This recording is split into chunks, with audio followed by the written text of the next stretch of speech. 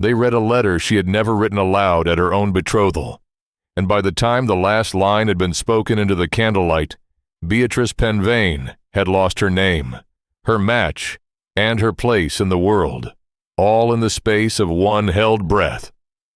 It happened in the long drawing room at Harlow Cross, with the doors thrown open and half the county watching, as the worst things so often happen where the most people can see. She had been standing very straight, by the cold marble of the chimney-piece in her pale ivory gown, the only fine thing she owned, waiting for her father to make the small formal speech that would bind her to Edmund Caro before the gathered families. And then a folded page had appeared in the room as though out of the air itself, and a clear, carrying, regretful voice had begun to read it, and the room had gone first quiet, and then cold, and then it had turned from her all at once, like a tide going out, without mercy. She did not understand, at first, what was being read. The voice spoke of secret meetings, and of a man who was not Edmund, of an attachment formed in shadow, and letters exchanged in deceit, of a young woman who had agreed to a respectable match, while her heart, and, the page implied with terrible delicacy, a great deal more, were promised elsewhere. The hand was said to be her own. The sentiments were said to be her own. And the longer the voice read, the more the faces around her arranged themselves into that particular expression that polite people wear when they have decided to believe the worst of someone and are only waiting for permission to say so. Beatrice listened to her own ruin being described in words she had never set down. And the strangest thing, the thing she would remember longest, was how calm the reader's voice remained, as though the destruction of a person were a small and orderly piece of household business. When the reading was done, there was a silence, and into that silence, Edmund Caro turned his fair, soft, uncertain face away from her. That was all. He did not shout. He did not accuse. He did not even meet her eyes. He simply turned his head a few degrees toward the window, as a man turns from a draught, and in that small, cowardly motion, she understood that it was finished, that he believed it, or believed it convenient to believe it, which in the end came to the very same thing. Her father made a sound that was not quite a word. Somewhere a woman laughed, a short, bright, nervous sound, and was hushed. And Beatrice stood alone at the center of the bright, crowded room, and did not weep, because she had understood, in the time it took the page to be read, that her weeping was the one thing this room had come to see, and she would not give it to them. She let her gaze travel once around the faces, slowly, the way one looks at a country one is leaving, and does not expect to see again, and near the tall windows, composed and lovely, in a flawless gown of cream and rose, her white-gloved hands folded neatly before her, stood Honoria Calvert, watching. Honoria, who had smiled at her at a dozen dinners. Honoria, who had wanted Edmund Caro and his comfortable fortune for herself, and had said so to no one, and shown it to no one, and waited, patient as a spider, for the right and ruinous moment. Their eyes met across the murmuring room, and Honoria's face did not move at all, did not gloat, did not flinch, and that perfect composure told Beatrice everything she would not be able to prove for a long and bitter time. She did not yet know how the page had been forged, or by whose hand the false letter had been written, or how it had come to be read in that room on that night. But she knew, in the way one simply knows a thing in the body before the mind can argue, that the calm woman by the window had done this, and had done it carefully, and had meant every consequence of it. What is true will keep. The words came to her there, unbidden, in her mother's voice, the way her mother had said them long ago, the way good linen keeps, folded and patient in a drawer, until the day there is need of it. Beatrice did not believe them, in that moment. The truth had just been read out as a lie before the whole county, and the lie had been believed, and there seemed to her nothing in the world that kept less well than the truth. But she held the words anyway, as a drowning person holds a thing that floats, not because it will save them, but because it is there. And then she gathered the ivory silk of her ruined betrothal gown in 2 steady hands, and she walked the length of that long room toward the open doors, alone, past the people who had been her neighbors an hour before, and not one of them stepped forward, and not one of them spoke her name. And she did not let them see her falter, not once, not even at the threshold. I want to stop here, just for a moment, before the carriage comes and takes her north. Because if you have ever been the one the room turned away from, the one a lie reached before the truth could, you already know the particular cold of that long drawing room, and you know that the cruelest part is never the lie itself, but the speed with which people you trusted agree to believe it. That is the story this is, and the channel this is.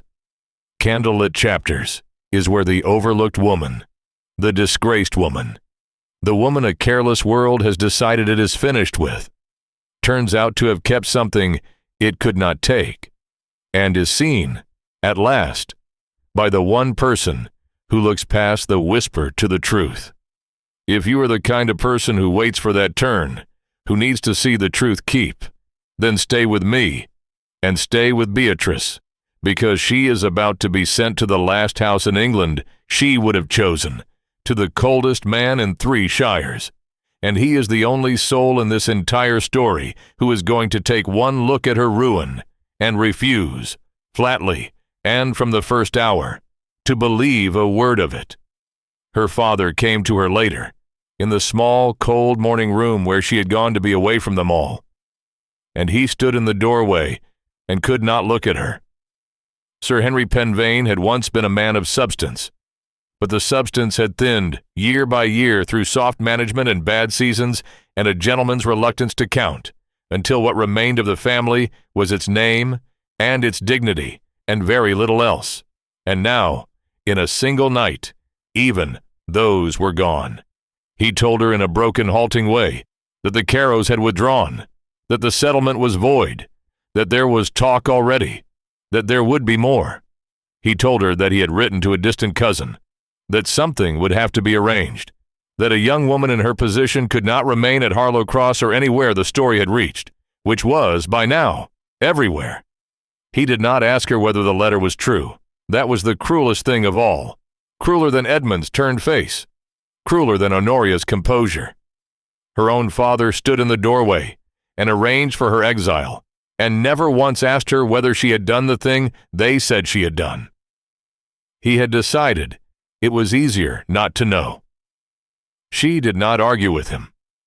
She had learned, somewhere in the long, thinning years, that there is a particular dignity in not defending oneself to people who have already chosen what they will believe, that a defense offered to the unwilling only gives them more of you to refuse. So she said only that she understood, and that she would go wherever she was sent, and that he was not to trouble himself on her account. And when he had gone, gratefully, almost fleeing the room and the daughter he could not face, she went up to the narrow bedchamber that was no longer to be hers, and she packed, and the packing did not take long, because a ruined woman is not permitted to keep very much. 2 plain, dark dresses, her mother's garnet ring, slipped onto the cord she wore beneath her bodice, where no one could see it. A few books, and the one thing she would have carried out of a burning house before any other, the one thing no creditor and no whisper had ever thought worth the taking. Her mother's small walnut writing box, inlaid with a pale curl of mother-of-pearl gone soft and gray with years of handling, bound at the corners with brass. She sat on the edge of the strip bed, with the box on her knees, and she did not open it, only held it, the way she might have held a hand. Her mother had given it to her the spring she died, 11 years before, when Beatrice was a child of 11, and the fever had already taken the color from her mother's face. It had been her mother's own mothers before her, and her grandmother's before that. 3 generations of women keeping their letters and their small secrets in the same patient walnut. And her mother had pressed it into her hands and told her to keep it always, and told her that a thing kept long enough comes back to its right shape in the end. Beatrice had not understood then what she meant. She thought now that she understood it even less. But she held the box, and she breathed, slow and steady, and she did not weep, and outside the window, the county went on with its evening, as though no one inside the house had just been unmade.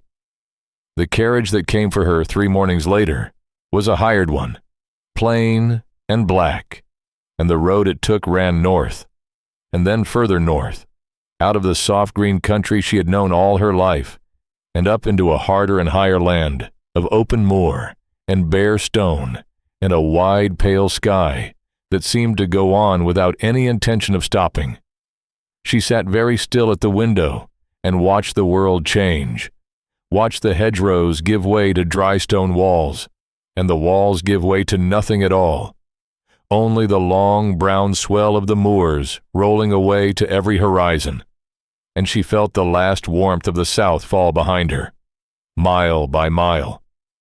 She was being sent, her father's letter had explained in its embarrassed way, to be of use to an elderly lady, a Lady Augusta Ray, the great-aunt of an earl, at a remote estate called Caldermore, where a poor relation who could read aloud and keep accounts and make herself quietly useful might find a roof and a corner, and a kind of forgetting.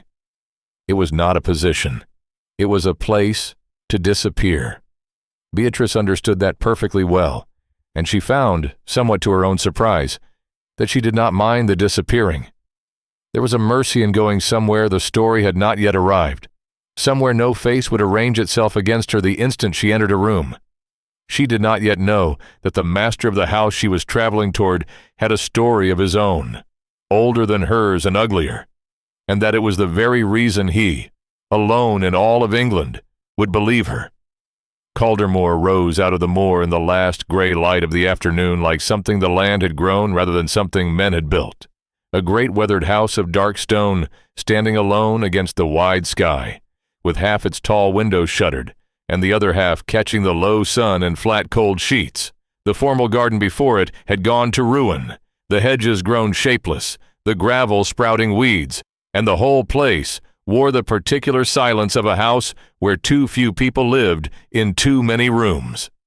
Beatrice climbed down from the carriage, with her writing box held against her like a shield, and stood a moment looking up at it, and she thought that it suited her, this exiled stone house at the end of the world, and that there was a kind of justice in sending a ruined woman to a ruined place, and that perhaps they might keep one another company, she and the house, in their disgrace.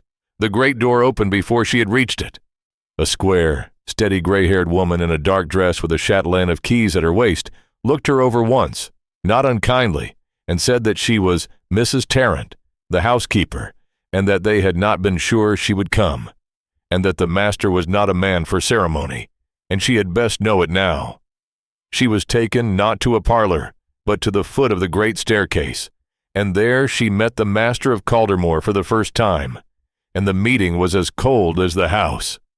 The Earl of Caldermore came down the stairs slowly, a tall man, broad through the shoulder, dark-haired, with a strong, clean-shaven jaw, and dark gray eyes, set in a face so guarded and so still that it might have been carved.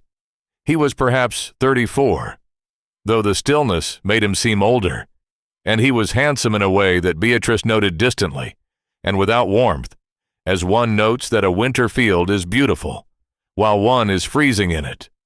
He stopped 3 steps from the bottom, which put his eyes level with hers, and he looked at her for a long moment, without expression, and then he said that she was the Pennvane girl. It was not a question. She said that she was. He said that his aunt required a companion, and that she would find Lady Augusta exacting, and that he hoped, for her own sake, that she was not easily wounded, because his aunt said precisely what she thought, and his household did not coddle. And then, when Beatrice had expected him to turn and go, He did not turn and go. He stood another moment, and his dark gray eyes moved over her face, not boldly, not insolently, but with a strange, searching attention, as though he were reading something written very small. And he said, in a lower voice, almost to himself, that he had heard what had been said of her at Harlow Cross. Beatrice's chin came up. She waited for it. The withdrawal, the cooling, the careful distance people put between themselves and a disgraced woman. And the Earl of Caldermore looked at her steadily and said, "I do not believe it." 3 words, flat and plain, with no flourish and no softness. And then he inclined his head the smallest fraction and went past her into the cold house and left her standing at the foot of his staircase with her heart doing something it had not done in a long time. She told herself it meant nothing. A great man could afford to be careless with his opinions. It cost him nothing to disbelieve a scandal that did not touch him, and she would be a fool to make a warmth of 3 words spoken by a stranger in a cold hall. But she carried the words up the stairs with her all the same, the way she carried the writing box. And that night, in the narrow north-facing bedchamber they had given her, with the wind working at the casement and the moor black and endless beyond it, she set the box on the window-sill where the morning would reach it, and she rested her hand on its worn lid for a moment, as if on a shoulder, and she found that she was not, after all, entirely alone in the world. There was a house. There was a woman with keys who had not despised her. And there was a cold man on a staircase who had looked at the worst thing anyone had ever said about her, and answered, "I do not believe it." Her mother's old promise stirred in her, the one about the truth-keeping, and Beatrice did not yet dare to hope it. But she breathed, slow and steady in the dark, and she slept. Lady Augusta Ray was everything her great-nephew had promised, and a good deal more. She was a very small, very upright old woman of about 75, white-haired beneath a cap of fine lace, with bright, shrewd eyes that missed nothing, and a tongue that spared no one. And she received Beatrice the next morning in a sitting-room that was, in contrast to the rest of that shuttered house, warm and bright and crowded with books. The curtains flung wide to the moor, and a good fire burning, and the whole room full of a clear, hard northern light. She looked Beatrice up and down from her wing chair, and pronounced, without preamble, that she had asked for a companion and been sent a beauty, which was a nuisance, because beauties were generally useless and vain, and could not read aloud above a mumble. Beatrice, who had spent a sleepless portion of the night bracing for cruelty, found herself answering that she read aloud, perfectly well, that she had no use left in the world for vanity, and that if her ladyship would name a book, she would prove the one and disprove the other within the half-hour. There was a silence, and then Lady Augusta's sharp old face cracked into something that was very nearly a smile, and she said, "Well?" and pointed with her stick at a volume on the table, and that was the beginning of it. For the old woman was lonely, as the lonely so often are, behind a great deal of sharpness, and she had been shut up in that bleak house for years with only servants and a nephew who barely spoke, and a young woman who could read well and think for herself, and give as good as she got was, it turned out, exactly the thing she had been starving for, without knowing it. Beatrice read to her in the mornings, history and poetry, and the long novels that came up from the South in parcels, and she wrote her letters and kept her accounts, and walked with her on the fine days in the ruined garden, and the old woman talked, endlessly, wickedly, about every family in 3 counties, and the secret folly of each. And Beatrice, who had thought herself finished with the world, found a strange healing in being useful to one sharp old woman who did not care a straw what had been said of her at Harlow Cross, who indeed seemed rather to like her better for being in disgrace, on the grounds, as she put it, that respectable people were uniformly tedious, and a girl with a scandal at least had something interesting about her. It was Lady Augusta who first told her about the Earl. She did it carelessly, the way she said everything, but Beatrice came to understand later that nothing the old woman said was truly careless, that she chose her moments and her listeners with great precision, and that she had decided, for reasons of her own, that this particular young woman ought to know. They were sitting by the fire one gray afternoon, and Beatrice had asked lightly, why so fine a house stood half shut up, why a man of the Earl's age and fortune lived alone on the moor like a hermit and let his gardens run wild. And the old woman was quiet for a moment, her bright eyes on the fire. And then she said that her great-nephew had not always been cold, that there had been a time when Adrian was the warmest and most open-hearted young man in the North, that he had married for love a gentle girl named Cassandra, who had not been strong, and that the county, for its own amusement and to its lasting shame, had destroyed him. She told it plainly, without softening it, and Beatrice listened with a growing cold in her chest, because the shape of the story was a shape she knew. There had been a man, years ago, a charming, plausible, disappointed man who had wanted Caldermore's lands and had not got them, and who had taken his revenge in the cheapest and most effective way there is. He had let it be known, here and there, in the right ears, that the young Earl was not what he seemed, that there were cruelties behind the closed doors of Caldermore, that the gentle young wife was kept unhappy and unwell by a hard and faithless husband. None of it was true. All of it was believed.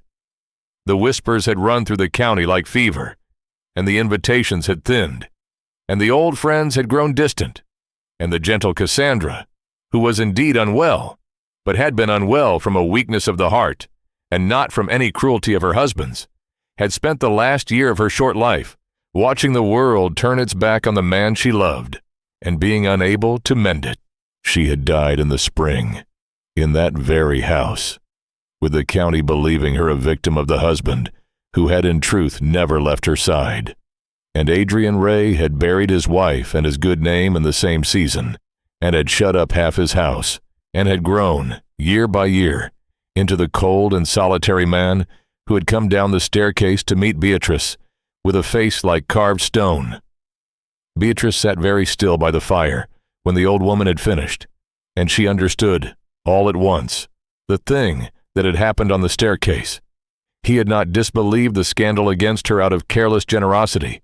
He had disbelieved it because he, of all the men in England, knew exactly how such a thing was made, knew the precise machinery of a ruinous whisper, knew that the calm and the conviction with which a lie is told have nothing whatever to do with its truth. He had looked at her disgrace and seen the shape of his own. "I do not believe it," he had said, and he had meant, "I know what was done to you, because it was done to me." And Beatrice, who had walked out of the long drawing-room at Harlow Cross believing herself the only person in the world who knew what it was to be unmade by a lie, found that there was one other, and that she was living under his roof, and that he had recognized her the moment he saw her, the way the survivors of a particular disaster will always know one another in a crowd. After that afternoon, she watched him differently, and seeing him truly for the first time, she began to see how much of his coldness was not coldness at all, but armor, worn so long it had grown to the shape of him. She saw that he was unfailingly just with his servants and his tenants, that the people who worked his land did not fear him, but spoke of him with a rough protective loyalty, that he gave quietly and asked no thanks, that the wildness of his gardens was not neglect, but a kind of mourning he had never found his way out of. She saw that he ate alone, and rode alone at first light across the moor, as though something were chasing him, and sat long evenings in a library full of unread letters, and that the silence he kept was not emptiness, but a discipline, the discipline of a man who had learned that to be seen to feel is to give the world a weapon. She knew that discipline. She had been practicing it herself since the night at Harlow Cross, and she understood that they were, the two of them, performing the very same refusal in the very same house, each holding perfectly still so that no one could see where they had been wounded. If you've made it this far into Beatrice's story, hit subscribe, because what happens next is the part I've been waiting to tell you. It began, as these things do, with something very small. The Earl came upon her one evening in the library, where she had gone to find a book for Lady Augusta, and she did not hear him, and he stood a moment in the doorway and listened to her reading aloud to herself, quietly, a few lines of an old poem, the way a person reads when they have forgotten anyone might be near, and when she turned and saw him, she stopped and braced for the cold word, and he did not give it. He said instead, in a voice rougher than usual, that his wife had loved that poem. It was the first time he had spoken of Cassandra to her, the first time he had spoken of her to anyone in years, Mrs. Tarrant said later, and Beatrice did not fill the silence with the easy things people say.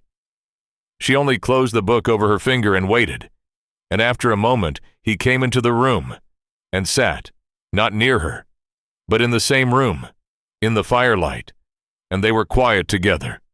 And it was not the brittle quiet of strangers, but something steadier, the quiet of two people who do not need to explain themselves to one another.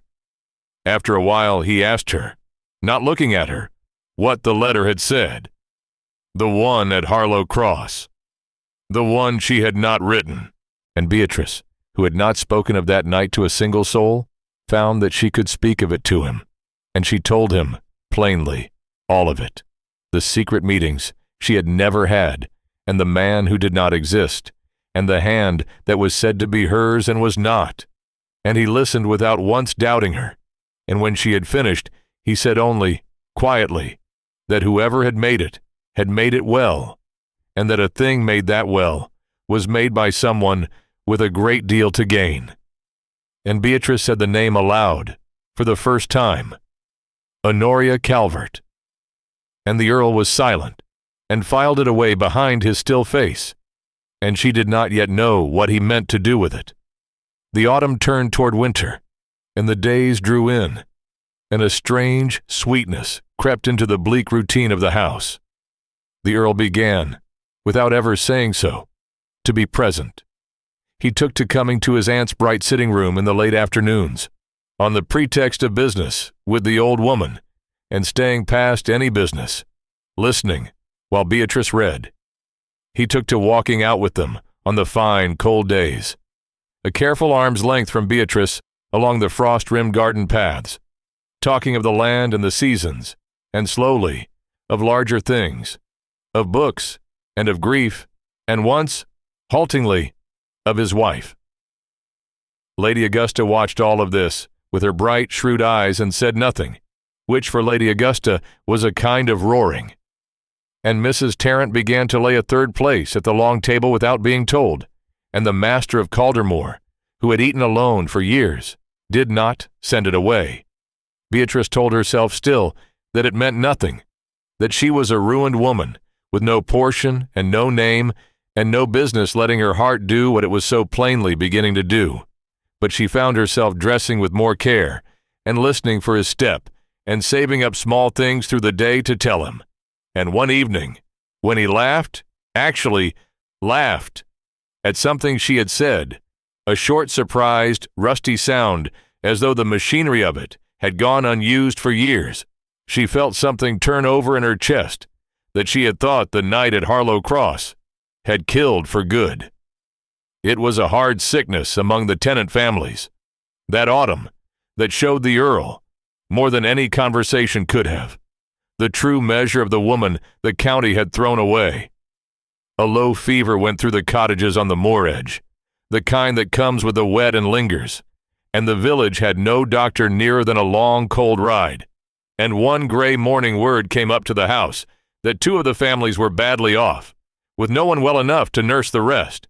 Beatrice did not wait to be asked, and she did not wait for permission, and she did not so much as consider that a gentlewoman, and a disgraced one at that, might be thought to have no business in a sick laborer's cottage. She put on her plainest dress and her stout boots, and had Mrs. Tarrant fill a basket from the still-room, the broths and the dried herbs and the clean linen, and she went down onto the moor and into the low, dark cottages, and she nursed them, steadily, without fuss, for the better part of a fortnight. She had learned the still-room arts at her mother's side in the good years before the family thinned, and she had never lost them. And she moved among the sick with a quiet competence that asked nothing and pitied no one, sponging fevers and coaxing broth into people too weak to lift a spoon, and sitting up through the bad nights when the fever climbed, and the Moore families, who had been shy of the fine lady from the great house, came in those weeks to love her. The Earl found her there. He had ridden down himself to see how his people did, expecting to send for help from further off, and instead he came into a cottage, warm and orderly and quiet, the sick ones sleeping easier, the well ones fed, and at the center of it, the woman he had told himself for weeks that he must not let himself want, kneeling on a beaten earth floor in a plain dress with her sleeves pushed up, washing a feverish old man's face with a tenderness that did not falter when she saw who had come in. He stood in the low doorway with his hat in his hand and watched her, and Mrs. Tarrant, who told the tale afterward, said that the master's face, the carved cold face that the county thought made of stone, simply came apart, quietly, all at once, and without a sound. He did not say anything to her then. There was nothing adequate to say, and he was not a man who said inadequate things, but he stayed. He took off his fine coat and rolled his own sleeves and carried water and split kindling, and sat the night watch beside her in a tenant's cottage, the Earl of Caldermore, who had not let himself be of use to another living soul since his wife died. And somewhere in the long, cold hours of that shared vigil, with a sick child's mother weeping softly in the next room, and the fire to be fed, and the broth to be watched, the careful arm's length between them stopped being a distance, and became, instead, a kind of nearness. Two people working side by side at the oldest and humblest labor there is, the keeping of others alive. When the fever at last broke through the cottages, and the families began to mend, the Earl walked Beatrice back up to the house in the gray dawn, both of them gray with exhaustion, and he said, lo, that he had been wrong about a great many things, and that the chief of them was the belief that he could go on living in his cold house and feel nothing. And Beatrice, too tired for armor, said that she had believed the same of herself, and had been wrong too, and they walked the rest of the way in a silence that was no longer the silence of strangers at all. She began, too, to bring out the writing box. She had kept it hidden at first, the way she kept the garnet ring hidden, the last private things of a woman who had lost everything else. But as the house grew warmer to her, she set the box out on the table in Lady Augusta's sitting room while she worked, and one afternoon the Earl's eye fell on it, the little walnut box with its pale curl of mother of pearl, and something in his face went still and careful, as though he had seen its like before, in another room, in another ruined year. He reached out and touched the lid, lightly, with one finger, and asked her, in a voice gone suddenly gentle, where she had come by it. She told him it had been her mother's, and her grandmother's, and that her mother had given it to her, the spring she died, and told her to keep it always. And the Earl looked at the box for a long moment, and then he looked at Beatrice, and he said that a thing kept that long and carried that far must have a great deal of its owner in it, and that he envied her, the having of it, because his own house was full of objects that had belonged to people he had lost, and not one of them had ever said a word to him. Beatrice did not understand then how nearly he had spoken the truth, how literally her mother's box was about to speak to her. She knew only that the cold Earl of Caldermore had touched her mother's writing box as gently as if it were a living thing, and had looked at her as though she were the warmest object in his cold house, and that whatever she had told herself about her heart, it was no longer remotely true. The first snow came in the night, and made the moor over into a single white silence, and the morning was so bright and still that Lady Augusta declared herself too comfortable to stir, and sent the two of them out to walk without her, which Beatrice understood perfectly well to be the old woman's design, and could not bring herself to resent. They walked the long white garden in the hard, clear light, and for a while they did not speak at all, and the not speaking was easy.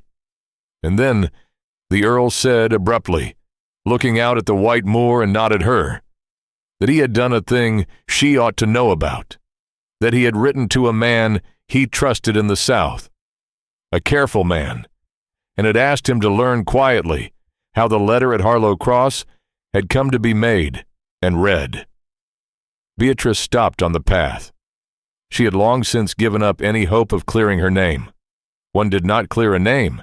In her experience, one merely outlived the worst of the talk and learned to live small in its shadow. And here was this guarded, solitary man who owed her nothing, who had his own ruined name to nurse, telling her that he had set quiet wheels turning on her behalf, without being asked and without telling her until it was done.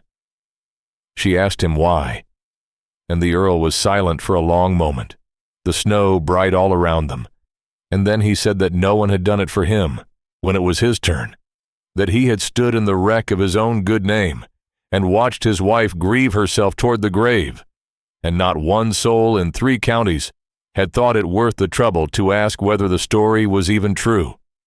He said that he had promised himself, somewhere in those years, that if it were ever in his power to do for another person the thing no one had done for him, he would do it, whatever it cost.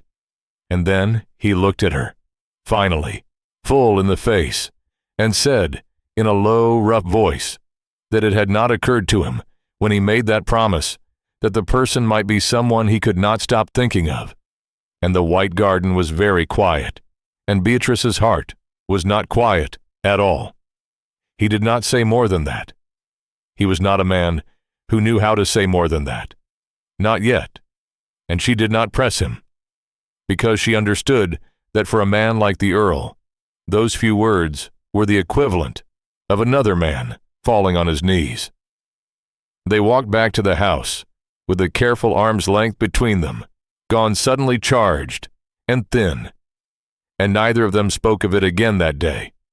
And yet everything had changed, the way the moor had changed in the night, silently and completely, so that the same ground was no longer the same at all. That evening, when she wound no music, and there was no sound in her narrow room but the wind, Beatrice sat with the writing box on her knees, and let herself, for the first time since Harlow Cross, want something. She wanted to stay. She wanted the cold house, and the sharp old woman, and the rough-voiced man who rode the moor at dawn as though grief were chasing him, and had begun, lately, to slow.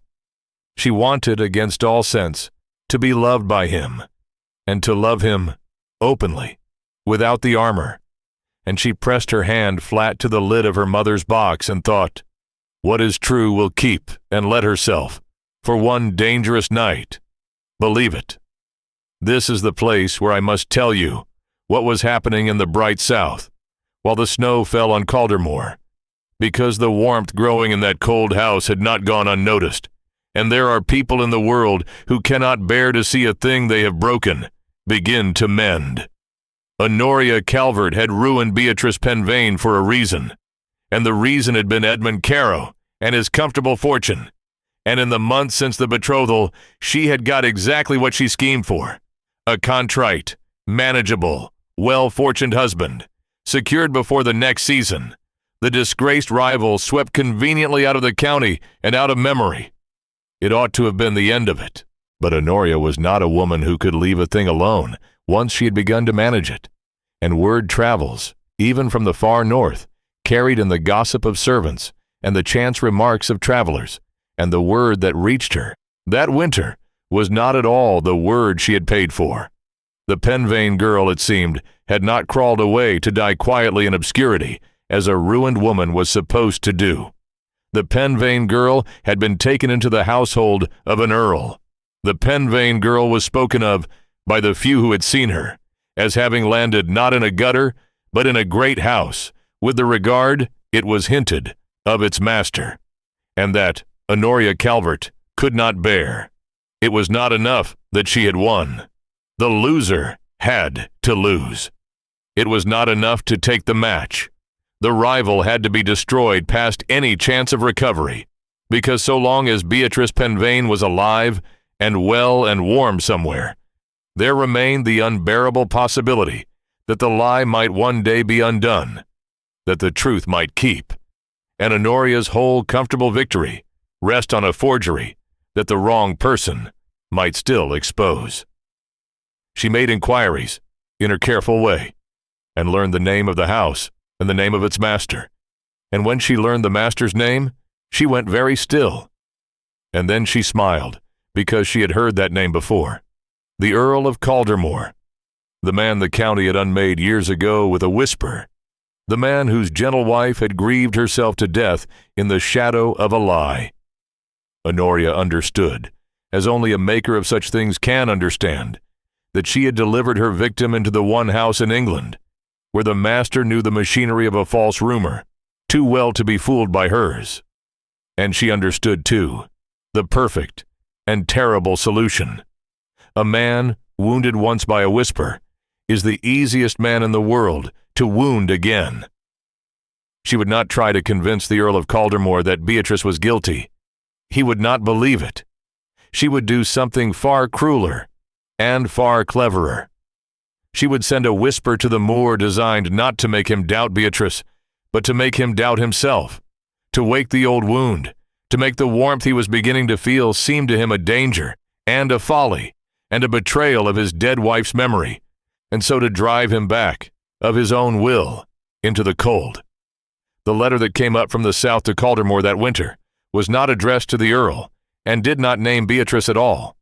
It was a thing far more insidious, a friendly, concerned anonymous note of the kind that ruined people are always receiving, slipped in among the ordinary post, written in a disguised hand, and it spoke, with terrible delicacy, of how the county was talking, of how it was being said that the Earl of Caldermore, who had suffered so cruelly from gossip himself, was now keeping a notoriously disgraced young woman under his roof, and growing foolish over her, and of how very like it all was it not, to the old story, the lonely lord and the unsuitable attachment, and how the world would say this time that there had been truth in the old rumors after all, that a man who would shelter such a woman now was perhaps not so wrong then, and how the memory of his poor dead wife would be dragged through it all a second time.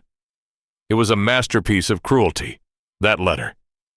It did not ask him to believe anything about Beatrice.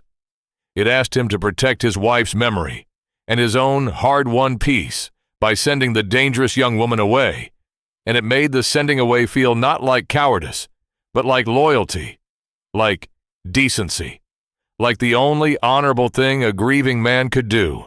And it worked, at first, exactly as Honoria had designed it to work. Beatrice saw the change come over him within a day of the post arriving, though she did not know its cause.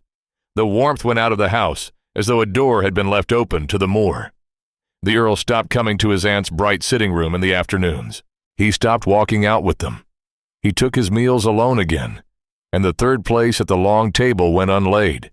And when Beatrice passed him in the cold corridors, he inclined his head with a stiff, distant courtesy that was somehow worse than rudeness, the courtesy of a man putting a great and deliberate distance between himself and something he had wanted too much. She did not understand it. She lay awake in her narrow room and turned it over and over, searching her own conduct for the fault, as the wounded always search themselves first, and finding nothing, and concluding at last, in the small, cold hours, that she had been a fool after all, that a ruined woman who let herself believe an Earl might love her deserved precisely this, that the warmth had been a thing she had imagined out of loneliness, and he had merely come to his senses and remembered what she was. She took the garnet ring out from beneath her bodice and held it in the dark, and thought that her mother had been wrong, that nothing kept, that the truth did not keep, and neither did tenderness, that everything good was eventually read out as a lie, or remembered as a folly. And for the first time since the night at Harlow Cross, alone in the dark at the top of that cold house, Beatrice Pennvane very nearly wept. But she did not, and in the not weeping she found, the next morning, the first thread of the thing that would save her, though it did not look like salvation at the time. It looked only like an old woman's stubbornness. Lady Augusta had noticed the change in her great-nephew, of course.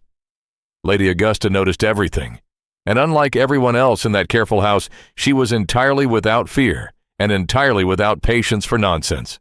And she summoned the Earl to her bright sitting room and shut the door, and Beatrice, working in the next room, could not help but hear the storm of it. The old woman did not raise her voice, for Lady Augusta never raised her voice, but the things she said came through the door like blades.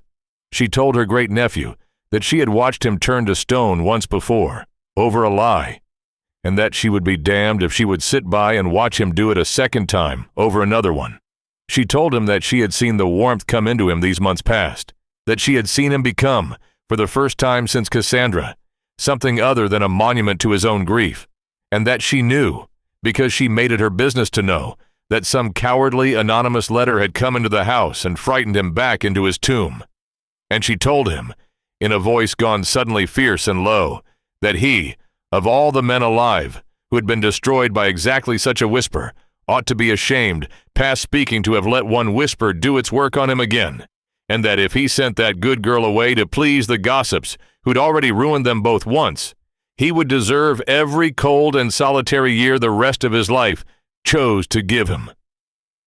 There was a long silence behind the door, and then the Earl said, in a voice Beatrice had never heard from him, low and stripped and terrible, that it was not the gossip he feared. It was Cassandra. It was the thought that the warmth he felt was a betrayal of her, that to be happy now, with another woman, in this house where his wife had grieved herself to death, was a thing he had no right to, and that the letter had only said aloud the thing he had been telling himself in the dark for weeks. And Lady Augusta was quiet a moment, and when she spoke again, her voice had changed entirely, gone gentle in a way Beatrice had not known the old woman could be, and she said that Cassandra had loved him, and that the dead do not want us to die with them, that no woman who loved a man would wish him a lifetime of cold rooms in her name, that grief kept too long is not love, but a cage, and that if he truly wished to honor his wife, he might do it by becoming again the warm-hearted man she had married, rather than the stone the world had made of him.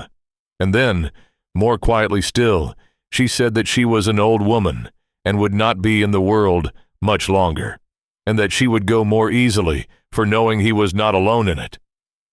Beatrice did not hear what answer he made, if he made any. The door stayed shut a long time, and when at last it opened, the Earl went out of the house without a word, and rode out onto the moor, and was gone the whole of that gray day, and Beatrice did not see him again until evening. But something had shifted. She felt it without understanding it, as one feels the wind change.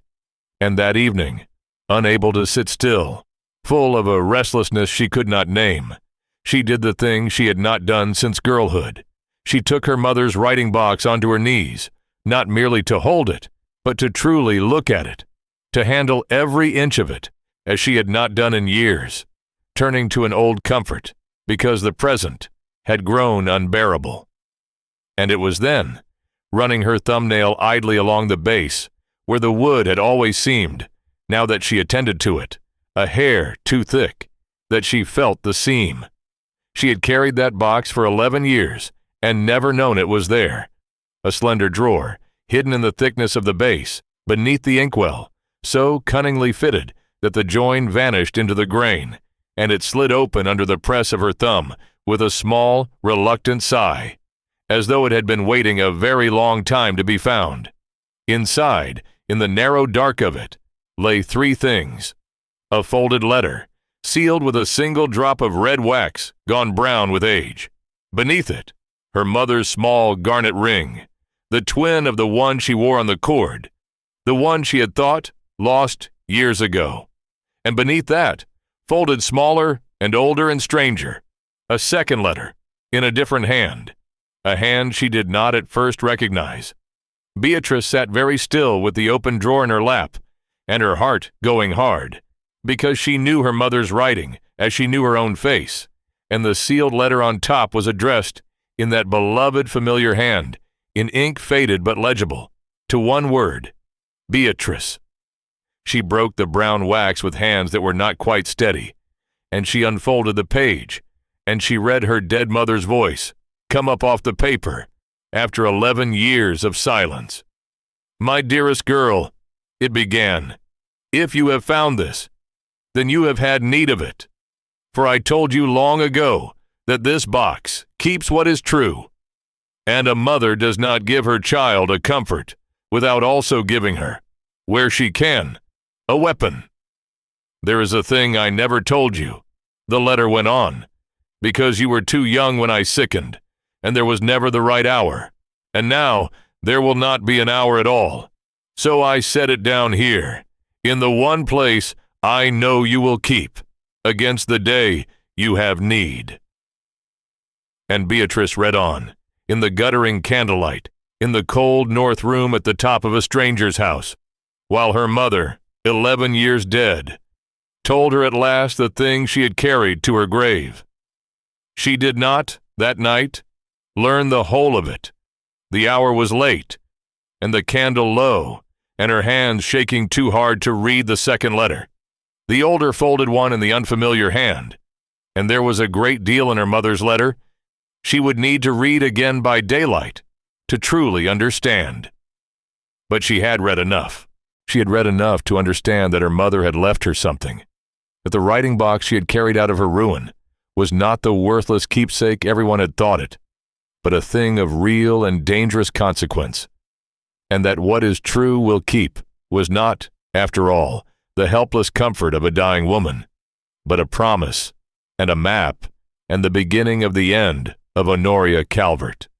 She slept that night, when at last she slept, with the open box on the pillow beside her, like a living thing, one hand resting on its worn lid, and for the first time in weeks, she did not feel ruined, and she did not feel small, and she did not feel alone. Her mother was in the room. The truth was in the room, and somewhere below her in the cold house was a man who had ridden the moor all day, wrestling with his ghosts, and Beatrice resolved, lying there in the dark, with her mother's voice still warm in her chest, that she was finished. Now, with holding perfectly still, so that no one could see where she had been wounded. She had a weapon. She had the truth, folded and patient, exactly where her mother had told her it would be. And she meant, at last, to use it. By the clear, hard light of the next morning, she read it all, twice over, slowly, until she understood. Her mother's letter told her, first, the simple human thing, that she was loved, that she had always been loved, that whatever the world made of her, she was to remember who she was and hold her back straight, and that the garnet ring in the drawer had been her grandmother's and was Beatrice's true inheritance, worth more than any fortune for what it carried in it. Win the garnet on your hand and remember whose you are, the letter said. And Beatrice took the ring from the drawer and put it on, and it fit as though it had been waiting. But her mother's letter told her a second thing, too, a harder and more practical thing, and it was the second thing that turned the key. Her mother had written that there was a small independent portion settled on Beatrice through her grandmother, a modest competence that was hers by right and could not be touched by her father's debts or his second thoughts or anyone's management, that the papers of it were lodged with the family's old solicitor, a Mr. Hale, and that her father, careless and ashamed and forgetful as he was, had let it slip out of memory, perhaps deliberately, because a daughter with a portion of her own is a daughter who cannot be quite so easily disposed of. You are not penniless, the letter said. Whatever they have let you believe, you have never been penniless. You have only been kept from knowing it. And the second letter, the older folded one in the unfamiliar hand, Beatrice understood at last when she had read her mother's, for her mother had pinned a single line to the top of it. I keep this because she does not know I have it, and one day my girl may have need of a friend who owes her mother a debt. It was a letter to her mother, years old, from a woman who signed herself only as a grateful servant, a woman her mother had once quietly helped out of a cruel situation and set on her feet, who had written to swear that if ever the family had need of her, she would come, that she owed the Pennvanes a debt that did not expire. And the name signed at the foot, in that careful, laborious hand, was a name Beatrice did not know, but a name she would learn to bless: Susan Pike. Beatrice did not yet see how the threads would draw together, but she saw, holding both letters in the bright, cold morning light, that her mother had reached out of the grave to hand her three things at once: her own worth, her own independence, and a friend with a debt to pay, and that the woman who had ruined her had not reckoned, in all her careful cruelty, on a dead mother's foresight. She went down to find the Earl, and she found him in the library, gaunt and unslept, standing at the cold window with his back to the door. And when she came in, he turned, and the sight of his ravaged face stopped the rehearsed words in her throat. Before she could speak, he spoke roughly, all at once, as a man confesses a thing he can no longer carry. He told her about the letter, the anonymous one, the friendly poison that had come up from the south, and he took it from the drawer of his desk and put it into her hands, ashamed, and watched her read it.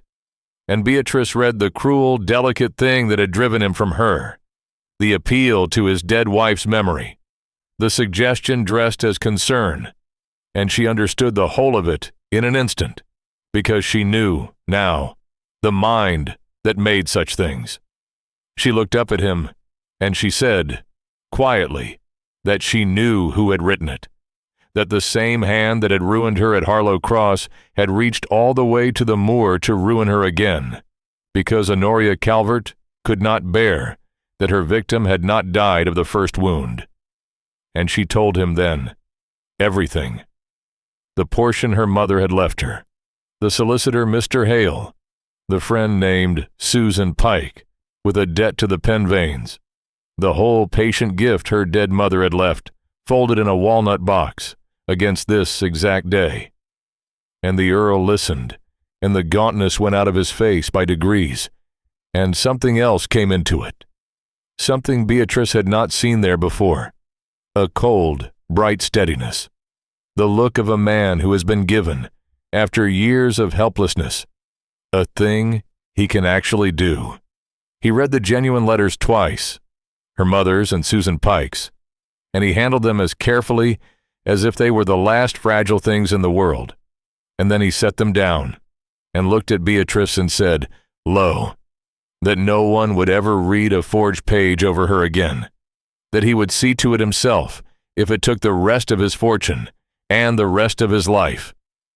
And then he said the harder thing, the thing it cost him most, that he was ashamed past speaking of having let the whisper drive him from her, that he had known better than any man alive what such a letter was, and had let it work on him anyway, and that the truth was he had been a coward, not about the gossip, but about his own heart, that he had reached for the safety of his old grief, rather than risk loving her and losing her, as he had lost Cassandra.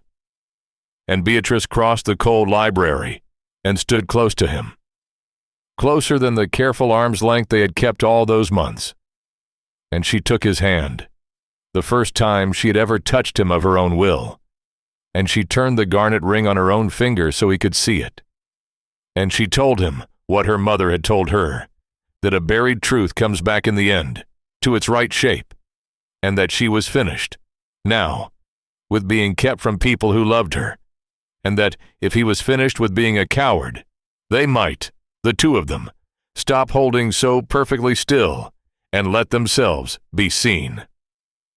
And the Earl of Caldermore, who had not wept at his wife's grave, because the county was watching, and a man does not give them that, put his other hand over Beatrice's, over the garnet ring, and bowed his head, and was, for a long moment, unable to speak at all. What they built In the weeks that followed, they built together, and that was new for both of them, who had each learned to bear their wounds alone. The Earl wrote to Mr. Hale, the old solicitor, and Mr. Hale wrote back by return, a careful, honest letter confirming every word of the mother's. The portion was real, lodged, and lawful, untouched. Beatrice's beyond any dispute.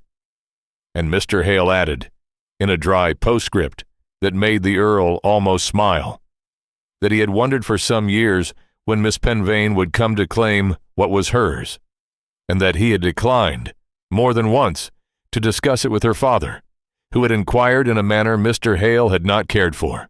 So Beatrice was not, after all, a penniless, ruined woman dependent on the charity of strangers. She was a gentlewoman of independent means who had been lied about, and that, the Earl said grimly, was a very different thing to set before the county, because the county forgives a woman of means a great deal. It will not forgive a pauper. And then there was Susan Pike. It was Mrs. Tarrant, of all people, who found the thread of her, for Mrs. Tarrant knew every servant, sister, and cousin in the North, and a quiet inquiry through the long, invisible network of those who serve turned up the fact that a Susan Pike had until lately been lady's maid to a Miss Honoria Calvert in the South, and had left that service abruptly some months past, distressed, and gone home to her mother, and would not say why. Beatrice read that, and went very still, and understood that her own dead mother had handed her the one witness in all of England, who knew exactly how the forged letter had been made, and who already owed the Pennvanes a debt she had sworn to pay. They went to her together, which Beatrice had not expected. She had thought the Earl would send a man, the way great men send men to do their delicate work. But he handed her up into his own carriage, and got in beside her, and said that he would not have her face this alone, and that in any case, Susan Pike had owed her mother a debt, and not a stranger's lawyer, and that the woman was more likely to speak the truth to the daughter of the woman she had loved than to anyone else in England. So they made the long journey south, by slow stages, the moor falling behind them, and the soft green country coming up to meet them. And Beatrice watched it come, and felt none of the old dread, because she was not going back as the ruined woman who had fled. She was going back with the truth in a walnut box, and an Earl at her side, and her grandmother's garnet warm on her hand. They found Susan Pike in a small, clean cottage on the edge of a village, living quietly with her widowed mother, and when the woman opened the door and saw who stood there, she went white, and then she did a thing that told Beatrice the whole of it before a word was spoken. She began, helplessly, to weep. For Susan Pike had been carrying it for the better part of a year, the thing she had done, and it had been eating her alive. She sat them down in the little parlor, and she told it, all of it, in a low, shamed rush, the words coming faster as the weight came off her. She had been Honoria Calvert's maid, and she had loved the place, for it was a step up in the world, and she had been afraid of losing it, and her mistress had known that fear and used it. Miss Calvert had wanted Mr. Carew, and Miss Pennvane had stood in the way, and so Miss Calvert had set about removing her, coldly and methodically, the way she did everything. She had composed the false letter herself over many evenings, practicing the hand, copying the varied turns of phrase from a genuine note of Miss Pennvane's that had come to the house with some invitation, until she could counterfeit it well enough to deceive. And then she had ordered Susan to carry the forged letter to the betrothal at Harlow Cross, and to see that it found its way into the right hands at the right moment. And Susan, frightened and dependent and ashamed, had done it. But here was the thing that turned it all. Susan Pike was an honest woman, who had done one dishonest thing under duress, and an honest woman does not destroy the evidence of her own sin and walk away clean. She had kept things. She could not have said why, at the time, except that some instinct deeper than her fear had told her to. She had kept 2 of the spoiled drafts, the practice sheets where her mistress had worked at counterfeiting Miss Pennvane's hand and signed her own name in the margins in her own true writing, in disgust, before crumpling them. She had kept a note in Miss Calvert's own hand, instructing her precisely where and when to deliver the forgery. And when at last the guilt had grown past bearing, and she had left the place, she had taken those papers with her, and hidden them, and prayed in a confused way that one day they might do some good. She gave them to Beatrice now, all of them, with her shaking hands, and she said, through her tears, that she had been waiting and dreading and hoping all this time that Miss Pennvane would come, that she had told herself 100 times she should write and confess it, and had been too much a coward, and that the only thing that had let her sleep at all was the memory of the late Mrs. Pennvane, who had been the only person of quality ever to treat her with kindness, and the certainty that the daughter of such a woman could not be the wicked creature the forged letter had painted. Beatrice took the papers, the drafts in 2 hands at once, her own counterfeited signature staring up at her beside Honoria Calvert's true one, the proof complete and damning and undeniable, and she found that her own eyes were wet at last, not for her ruin, but for this frightened, honest woman who had kept the truth at such cost to her own peace. And she did the thing her mother would have done. She took Susan Pike's hands in hers and thanked her, and told her the debt was paid twice over, and that she need never be afraid again, that whatever came of this, she and her mother would be cared for. And the Earl, watching, said quietly that there would always be a place at Caldermore for a woman of such honesty, and Susan Pike wept harder. And it was, in its strange way, the warmest moment Beatrice had known since the night her own world ended. They carried it all back north.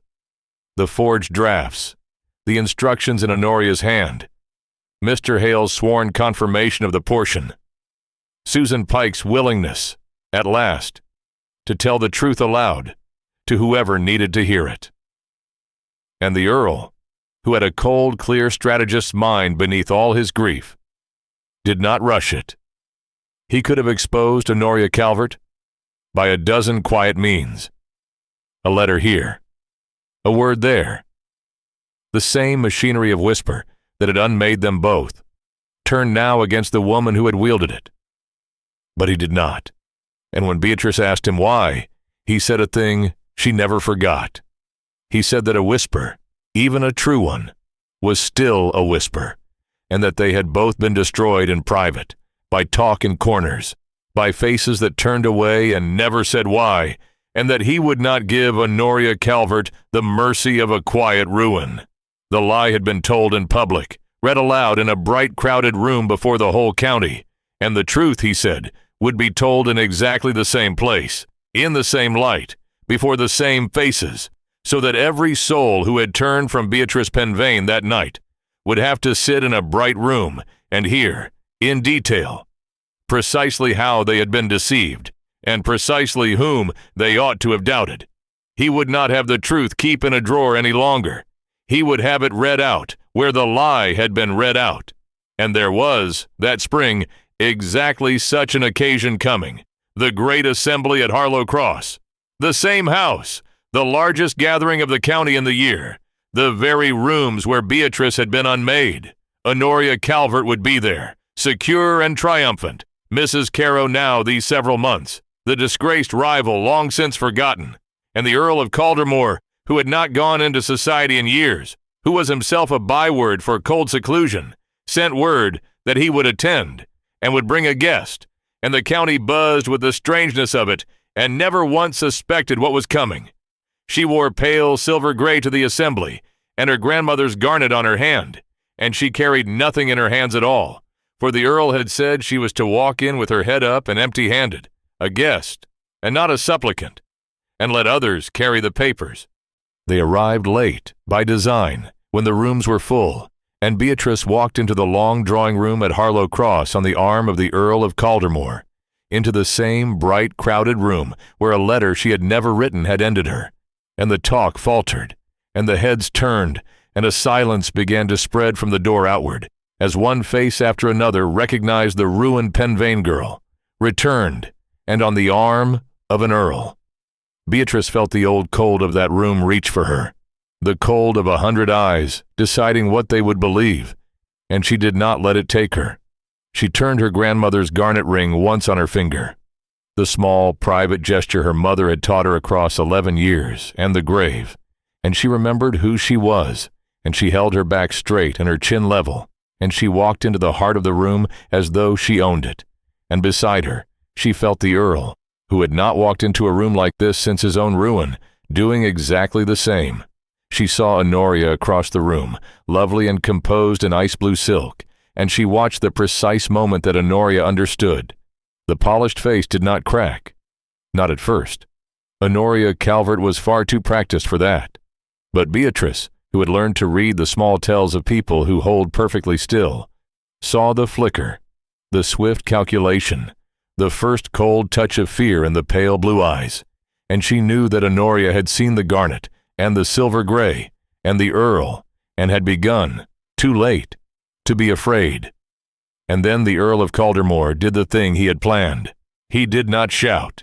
He did not stride into the center of the room and make a scene, for that was the way of the men in novels, and not the way of a man who understood that the deadliest things are said quietly. He simply began, in the ordinary course of the evening, to talk to the people nearest him, the most respected and the most gossiped to people in the county, and what he talked about was the curious business of forged letters, and how easily a good name could be destroyed by one, and how he himself had suffered such a thing years ago, as some of them might recall, to his lasting grief. The room leaned in, for the Earl of Caldermore had never spoken of his own ruin to anyone, and here he was speaking of it plainly, and the shame of those who had turned from him then was a live thing in the room. And then, with the whole bright room listening, he said that the reason he raised so painful a subject was that he had lately come to possess undeniable proof of another such forgery, performed in this very house against an innocent young woman by a person still very much among them. He nodded, and Mr. Hale, the careful old solicitor, came forward with the papers.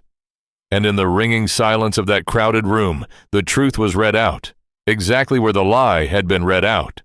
The spoiled drafts, the practice sheets where a hand had labored to counterfeit Miss Pennvane's writing, signed in the margins, in disgust, with its maker's own true name, the note of instruction in that same true hand. And then, quietly, from where she had been waiting in an anteroom, Susan Pike was brought in. Trembling but resolute, an honest woman come at last to tell the truth aloud. And she stood before the county that had believed her mistress's lie, and she said, in a small, clear voice that carried to every corner, that she had carried the forged letter to this house on the night of Miss Pennvane's betrothal, and that her mistress, Miss Honoria Calvert, that was, Mrs. Carew now, had written every word of it with her own hand, and had done it to take Mr. Carew for herself. And the bright, crowded room that had turned from Beatrice Pennvane a year before, turned now, all at once, and as one body, to look at Honoria. It was not Beatrice who exposed her, in the end. And that was the mercy and the justice of it, together. It was Honoria's own hand, on the drafts she had thought destroyed, and the honest servant she had thought too frightened to ever speak. Honoria stood very still in her ice blue silk under the weight of all those eyes, and for a moment her practiced composure held, and she even opened her mouth to deny it, to spin some new clever thing, for it was the only craft she had. But there is a point past which even the cleverest lie cannot carry, and the proof was in her own writing on the table for anyone to see, and the servant's quiet voice had been so plainly, terribly true, and the room had already turned. She read it in their faces, the same verdict she had once arranged to have read in Beatrice's. And Beatrice watched the exact moment the fight went out of her, the moment Honoria Calvert understood that she had been unmade by the very machine she had built, hoisted on her own forged page. She did not faint, and she did not weep, and she did not beg. Whatever else she was not weak. She simply closed her mouth and gathered the ice-blue silk in 2 hands, and walked out of the long drawing room alone, through the parting crowd, past the faces that no longer looked away from her, but straight at her, out the same doors Beatrice had once walked out of in ruin, and not one soul stepped forward, and not one spoke her name, and the doors closed behind her. Edmund Caro stood gray-faced among the guests, married now to the woman who had done this, bound to her, having jilted for her lie the innocent woman who stood vindicated across the room, and he could not meet Beatrice's eyes, and Beatrice found, looking at him, that she felt nothing for him at all, not anger, not triumph, only a distant cool pity, and that the freedom from feeling anything was itself a kind of victory. Beatrice did not gloat. She had imagined, in her darkest weeks, 100 bitter speeches, 100 ways to make the room grovel as it had made her grovel, and now that the moment was hers, she found she wanted none of them. She did not need to wound them. The truth had done that, quietly and completely, and there was nothing she could add to it, but noise. So she stood in the bright room, vindicated before the very faces that had condemned her, and she said only, when an old dowager who had cut her dead a year before came stammering up to beg her pardon, that the past was past, and that she hoped the county would think more carefully, hereafter, before it read a stranger's character from a single page. And then she turned to the Earl of Caldermore, who was watching her across the small distance, with the look she had once mistaken for coldness, and now knew for exactly what it had always been. And she put her hand, with her grandmother's garnet warm upon it, into his, there in the bright crowded room, before all of them, and let them see it. The cold Earl, who took her in, the disgraced woman he never doubted, standing together in the light, where the lie had been told, while the truth, at last, kept. They did not marry at once, and Beatrice was the one who asked for the waiting, which surprised everyone but the Earl, who understood her perfectly, for she had been disposed of once, handed across a room like a settlement of accounts, married off in everything but the final vow to a man who turned from her at the first whisper, and she would not now simply be handed to another man, however dearly she loved him, until she had stood for a while on her own feet and known herself free. She had a portion of her own now, lawful and untouchable. She had her name restored before the whole county. She had the writing box and the garnet ring and the certain knowledge of who she was. And she found that she needed, before she chose the Earl, to know that she was choosing him, and not merely accepting a rescue, that she came to him as an equal, and not as a ruined woman grateful for shelter. The Earl did not argue. He said only that he had waited years already, and could wait a while more, that he would rather have her freely in a 12-month than gratefully tomorrow, and that the waiting itself was the surest proof he could offer that he had learned, at last, the difference between possessing a person and loving one. And so he courted her, properly and openly, through that spring and the summer that followed, and it was, Beatrice thought, the strangest and sweetest reversal of all, to be courted in the daylight by the man the world had handed her in the dark. He paid his atonement too, and he paid it in full, for she had been wronged not only by Honoria, but by every soul who had turned away, and the Earl set himself quietly to undoing that, not for his own sake, but for hers. He saw that the truth of her vindication reached every corner of the county and beyond it, that the story of the forged letter, and the honest servant, and the dead mother's foresight became as widely known as the lie had ever been, so that Beatrice Pennvane's name was spoken now with admiration and a certain shamed respect wherever it had once been spoken with scorn. He saw that Susan Pike and her mother were settled comfortably and safely, given a cottage on his own land and a small annuity, so that the honest woman who had risked everything to tell the truth would never again know the fear that had once been used against her. And he made his peace, in the doing of all this, with his own long grief. For in fighting so hard to clear Beatrice's name, he found, almost without noticing, that he had stopped guarding his own wound, that the armor he had worn for years had simply fallen away somewhere in the work of loving someone openly, and that Cassandra's memory, far from being betrayed, seemed to rest easier now that the house she had grieved in was warm again.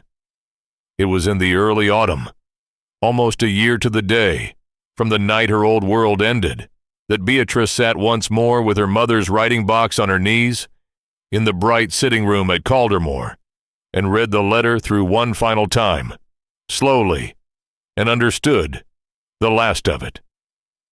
For there had been a line near the end, the first time she read it, that she had not fully understood, a line her mother had written in the failing hand of her last days. "I am sorry, my dearest, that I will not see the woman you become," her mother had written. "But I am not afraid for you, because I have given you the only two things that cannot be forged or taken, the truth of who you are, and the patience to wait for the world to see it. What is true will keep, and so will I, for as long as you need me. Wind the garnet on your hand, and remember whose you are." Beatrice read it now with the garnet warm on her hand, and the man she loved courting her in the daylight, and her name restored. And she understood, at last, that her mother had not left her a fortune or a name, or even, really, a weapon.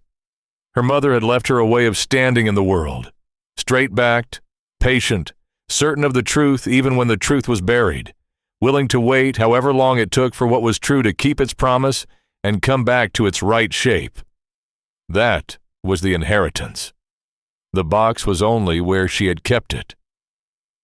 She married the Earl of Caldermore in the small stone chapel on his own land, on a bright, cold morning at the turning of the year, with the moor white all around, and the light coming clear and hard through the old windows, and she came to it freely, an equal, a gentlewoman of her own means, choosing the man she loved, and not a ruined girl handed across a room. There were not many people there, for neither of them wanted a crowd. There was Lady Augusta, fierce and triumphant and weeping quite openly, who declared that she had arranged the entire thing herself from the first afternoon, and that no one was to argue with an old woman on the point. There was Mrs. Tarrant, who had laid that third place at the table all those months ago and refused to take it away. There was Mr. Hale, dry and pleased. And there, near the back, in a good new dress, was Susan Pike, who had come north to see the daughter of the woman she had loved be happy at last, and who cried as hard as Lady Augusta. And on the small table by the altar, where another woman might have set flowers, stood Beatrice's mother's small walnut writing box, its drawer empty now of secrets, brought there so that her mother might be present in the only way left to her, and the garnet ring was on Beatrice's hand as she spoke her vows, and the vows this time were freely chosen and freely given, and there was no whisper anywhere in the world that could touch them. The years that followed were quiet, and quiet, she had learned, was not the same as empty. Quiet was what happiness sounded like, when it had stopped being afraid. Caldermore came back to life around them. The shutters opened one by one. The gardens were coaxed slowly back from their long wildness. The great rooms filled again with light, and in time, with the sound of a household that was no longer mourning anything.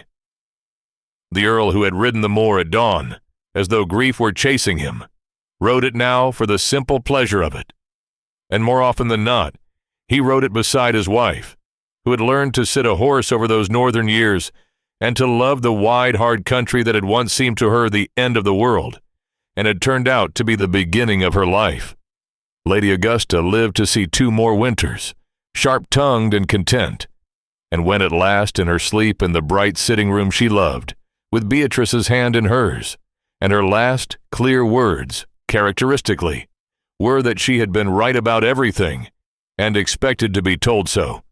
And Beatrice grieved her truly, for the fierce old woman had been the first person in her ruin, to look at her without contempt, and had handed her, in her careless, wicked way, the whole truth of the Earl, when Beatrice needed it most. As for Honoria Calvert, the county did to her at last what it had so nearly done to Beatrice, and the justice of it was that it did so entirely without Beatrice's help. The truth of what she had done could not be unsaid once it had been read out in that bright room, and a woman who has forged one letter is suspected, ever after, of forging others. The doors that had opened so readily to the lovely, composed Miss Calvert closed, one by one, to Mrs. Carow, and the comfortable fortune she had schemed and lied and ruined to secure bought her, in the end, a cold marriage to a weak man in a county that no longer received them. Beatrice did not rejoice in it, and she did not pursue it. She had meant what she said in the bright room, that the past was past, and she found she had no wish to spend a single hour of her warm new life thinking about the woman who had given her the worst night of her old one. Honoria had reached all the way to the moor to ruin her a second time, and had succeeded only in driving her, by a long, strange road, into the arms of the one man who would love her without condition. The lie had been meant to destroy her, and it had built her instead a life. There was a justice in that too large and too quiet for any room to applaud. And there came an evening, years on, near the turning of another year, that closed the circle entirely, though no one but Beatrice quite saw it. She was sitting at the writing desk by the window in the warm, lamplit drawing room at Caldermore. The curtains opened to a moor gone blue, and then violet, with the last of a winter sundown, the first stars coming out hard and clean over the white hills, and on the desk before her stood the little walnut box, its drawer empty now of secrets and full, instead of the ordinary letters of an ordinary happy life, invitations and accounts and notes from friends. There had come to the house that day, forwarded by some officious acquaintance who thought she would want to know, the news that Edmund Carow had at last, after his own fashion, asked someone to return to her the betrothal ring he had taken back from her on the night of her ruin, finding it, presumably, an awkward thing to keep. Beatrice had looked at the small, cold ring for a moment, the thing that had once meant her whole future, and then her whole disgrace, and she had felt nothing for it at all, and she had put it away in a drawer with no more ceremony than she would have given a button, because it had never, she understood now, meant anything true. And then she had turned the garnet on her own hand, her grandmother's garnet, her mother's promise, the warm, small thing that had kept its meaning through every cold year, and she had rested her hand on the lid of the writing box, as if on a shoulder, the way she had done in the narrow north room on her first frightened night in this house. What is true will keep, her mother had said. And it had, and here was the proof of it, in the warm lamplight, in the quiet that happiness makes. And across the room, in his chair by the fire, her husband looked up from his book and found her watching her own hand on the box, and he set the book down, and he came and stood behind her at the window, and put his hand over hers, over the garnet, the way he had in the cold library on the day she chose him, and they watched the last light go out of the moor together, the cold Earl who took her in and never believed the lie, and the woman who had been unmade by a whisper and had kept, all along, in a battered walnut box, the one thing the whisper could not touch. A lie can travel the length of a county in a single night, and the truth may take a year, or 11, or a lifetime, to walk the same road home. But it is walking, all the while, and it does not tire, and it always, in the end, arrives.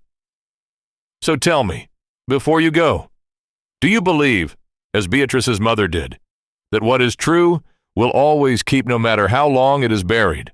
Or have you learned, the harder way, that some truths only keep if someone is brave enough to carry them home?